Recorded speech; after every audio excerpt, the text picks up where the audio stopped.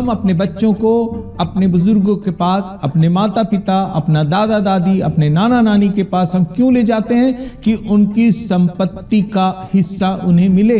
यूसुफ जानता है कि संपत्ति, धन, दौलत, जमीन और जागीर से नहीं, परंतु उनके बेटों का जीवन उसके पिता याकूब के आशीर्वादों से निखरेगा। इसलिए वो अपने पिता से कहता है, मेरे बेटों को आशीर्वाद दे। 10वां वचन, इस्राएल की आंखें बुढ़ापे के कारण धुंधली हो गई थी, यहां तक कि उसे कम सूझता था। तब यूसुफ उन्हें उनके पास ले गया और उसने उन्हें चूम कर गले लगा लिया।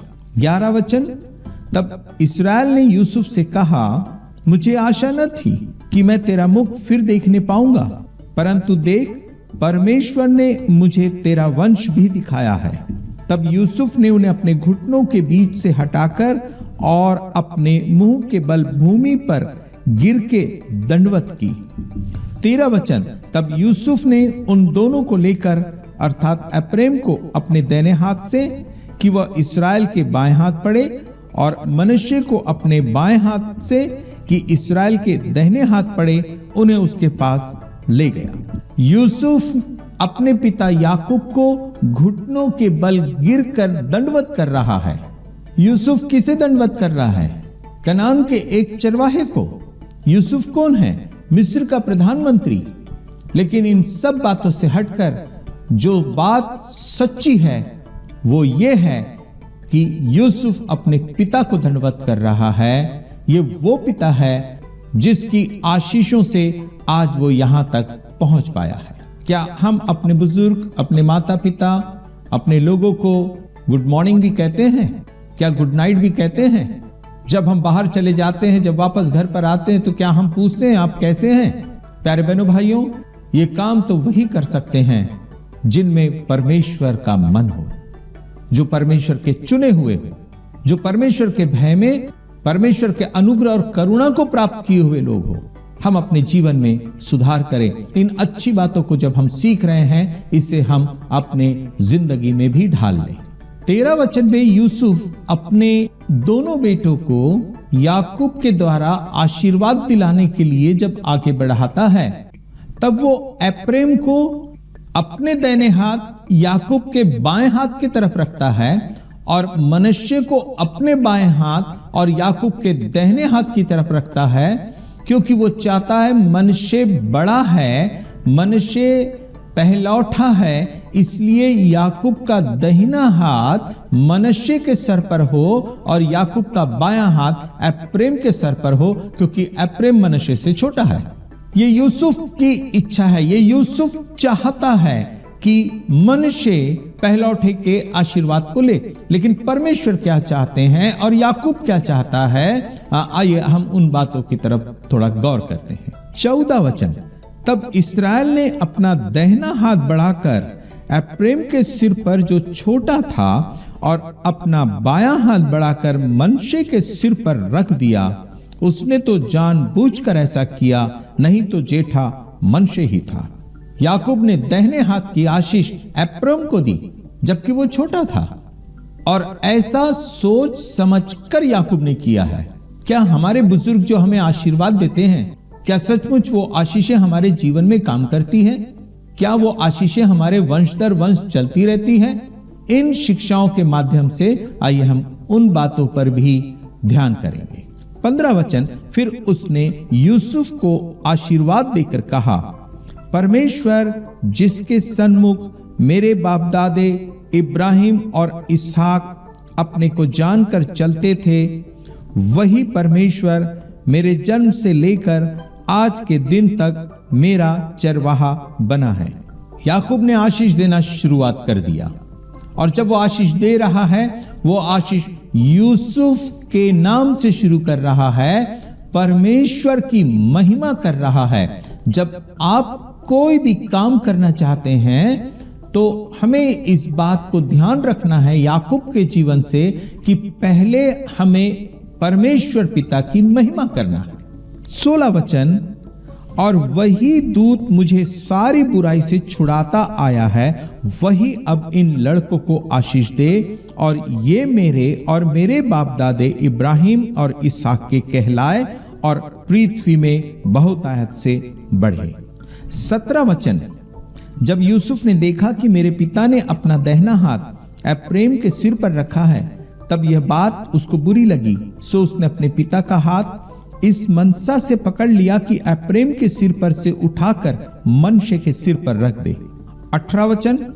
और यूसुफ ने अपने पिता से कहा, हे पिता, ऐसा नहीं, क्योंकि जेठा यही है, अपना दाहिना हाथ इसके सिर पर रख। 19 वचन। उसके पिता ने कहा, नहीं, सुन हे मेरे पुत्र, मैं इस बात को भली भांति जानता हूं, यद्यपि इससे भी मनुष्यों की एक मंडली उत्पन्न होगी और यह भी महान हो जाएगा, तो भी इसका छोटा भाई इससे अधिक महान हो जाएगा और उसके वंश से बहुत सी जातियां निकलेंगी। याकूब बूढ़ा है, याकूब की आंखें धुंधली हो गई है, उसे साफ साफ दिखाई नहीं देता, पर याकूब वर्तमान की बातों को साफ साफ नहीं देख पा रहा, वर्तमान की बातों को सही रीति से नहीं समझ पा रहा, परंतु याकूब भविष्य की बातों को साफ साफ देख रहा है और साफ साफ समझ रहा है, क्योंकि भविष्य की बातें न बल्कि हमारे शरीर परंतु हमारी आत्मा से उसका संबंध होता है। याकूब की आत्मिक दृष्टि बहुत तेज है और उसने एप्रैम के जीवन को, एप्रैम के आने वाले वंश को और उसकी सेवकाई को देख लिया कि परमेश्वर एप्रैम को आशीष देना चाहता है और पहलौठे की आशीष एप्रैम के वंश पर ठहरी रहेंगी, ना कि मनश्शे के।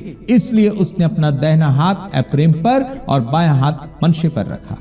यूसुफ कहता है ऐसा नहीं, याकूब कहता है ऐसा ही होगा, क्योंकि जो काम मैं कर रहा हूं भली भांति कर रहा हूं। हमारे बुजुर्ग भी जो काम करते हैं वो भली भांति करते हैं। हमें ऐसा लगता है उन्हें समझ नहीं, हमें ऐसा लगता है उन्हें दिखाई नहीं दे रहा, हमें ऐसा लगता है हमें उनको गाइडलाइन देने की आवश्यकता है, लेकिन याद रखें हमारे बुजुर्ग को हमारी शक्ल बेशक धुंधली दिखाई दे, लेकिन हमारे आने वाले वंश को वो अपनी आत्मिक आंखों से साफ दृष्टि से देखते हैं। इसलिए आने वाले वंश की बुराई भी हमारे सामने रखते हैं और आने वाले वंश की अच्छाई को भी हमारे सामने रखकर वो हमारे जीवन को आशीषित या हमारे जीवन का सुधार करना चाहते हैं। हमें उनकी बातों को मानना चाहिए। 20 वचन। फिर उसने उसी दिन यह कहकर उनको आशीर्वाद दिया कि इस्राएली लोग तेरा नाम ले लेकर ऐसा आशीर्वाद दिया करेंगे कि परमेश्वर तुझे एप्रैम और मनश्शे के समान बना दे। और उसने मनश्शे से पहले एप्रैम का नाम लिया। 21 वचन। तब इस्राएल ने यूसुफ से कहा, देख मैं तो मरने पर हूं, परंतु परमेश्वर तुम लोगों के संग रहेगा और तुमको तुम्हारे पितरों के देश में फिर पहुंचा देगा। याकूब मिस्र में अपनी अंतिम सांसें गिन रहा है, लेकिन उसकी आत्मा कनान पर ही टिकी हुई है और वो सिर्फ अपने लिए ही नहीं परंतु आने वाले सारे इस्राएली वंश के लिए वो इस बात की भविष्यवाणी करके कह रहा है और बड़े निश्चयता के साथ कह रहा है कि तुम मिस्र से निकलकर वापस फिर कनान जाओगे और तुम्हारा परमेश्वर, मेरा परमेश्वर, इसहाक का परमेश्वर, इब्राहिम का परमेश्वर तुम्हें अपने देश पहुंचा देगा। 22 वचन। और मैं तुझको तेरे भाइयों से अधिक भूमि का एक भाग देता हूं, जिसको मैंने एमोरियों के हाथ से अपनी तलवार और धनुष के बल से ले लिया है। सो याकूब ने जितना भी कुछ यूसुफ के लिए किया, यूसुफ ने याकूब के लिए जो कुछ भी किया, याकूब जब अपने बच्चों को देने की बात आती है तब वहां यूसुफ को वो अपने परिवार से अलग नहीं करता। वो ये विचार नहीं करता कि यूसुफ के पास तो बहुत कुछ है, उसे किसी बात की कमी और घटी नहीं है, परंतु वो अपने हिस्से से कुछ हिस्सा अपने बेटे यूसुफ को भी दे रहा है। यूसुफ के पास बेशक सारा मिस्र उसके हाथों में है, वो जहां चाहे जितना चाहे जमीन ले सकता है, लेकिन पिता के पास से एक टुकड़ा जमीन उसके लिए आशीषों से भरा हुआ है।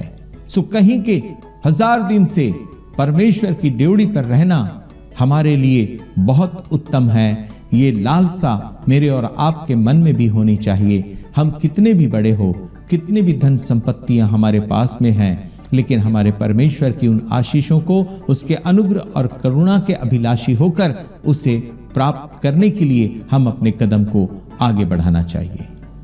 आइए इन्हीं शिक्षाओं में बढ़ते हुए, इन्हीं आशीषों को प्राप्त करते हुए हम चलते हैं उत्पत्ति का किताब, उसका 49 अध्याय।